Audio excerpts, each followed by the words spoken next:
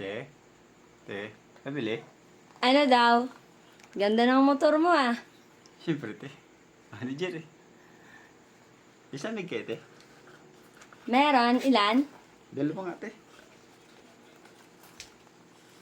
Ito ah. Kitang te, ah.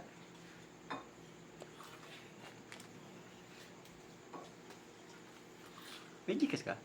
Meron, magkano? 5,000 nga, te.